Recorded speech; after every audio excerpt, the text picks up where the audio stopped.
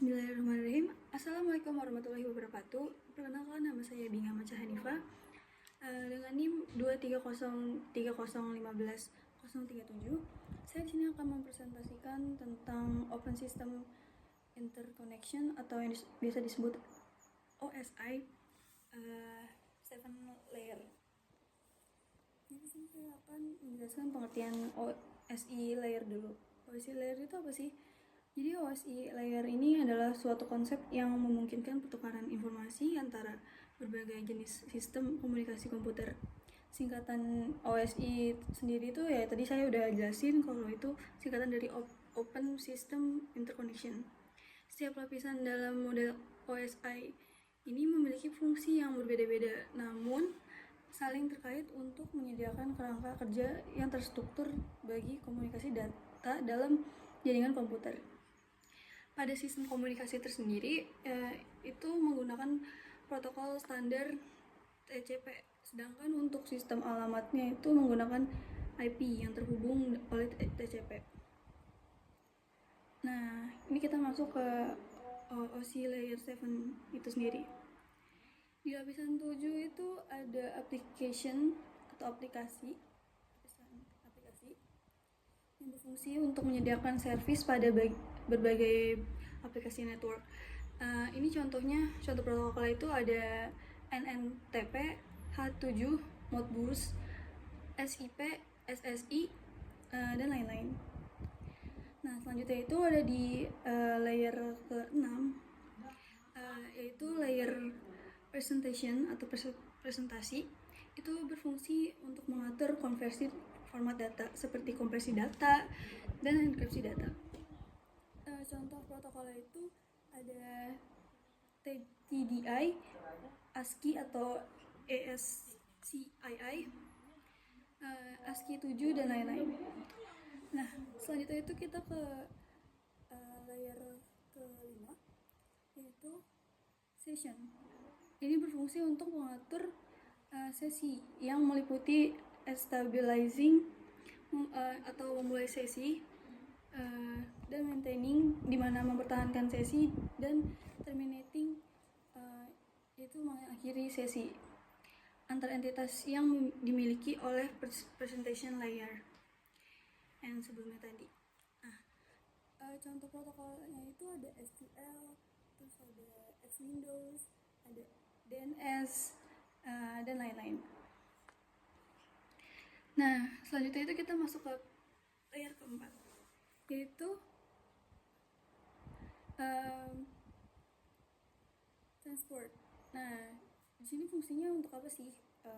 Untuk menyediakan end-to-end communication protocol, yaitu di mana protokolnya itu bertanggung jawab pada keberhasilan pengiriman data, seperti mengatur flow control, error detection, dan connection atau correction atau koreksi, data sequencing atau urutan data, dan size of the packets atau bahasa Indonesianya ukuran data. Nah, contoh protokolnya itu ada IP, terus ada ICMP, ada IPsec, ada ARP, dan lain-lain. Nah, selanjutnya itu kita masuk ke lapisan ketiga, yaitu network. Nah, di sini fungsinya untuk menentukan jalur dan jalur atau rute yang akan dilalui oleh data. Layer ini itu menyediakan logical addressing atau pengalaman logika, dan path determination atau penentuan rute tujuan kemana data ini pengen dikirim. Contoh protokolnya itu ada TCP, SPX, UDP, dan lain-lain. Nah, di layer ketiga itu ada network. Fungsi layer network ini sendiri itu untuk menentukan jalur atau rute yang akan dilalui oleh data. Layer ini menyediakan logical addressing atau pengalamatan logika, dan path determination atau penentuan rute tujuan kemana si data ini pengen dikirim nantinya.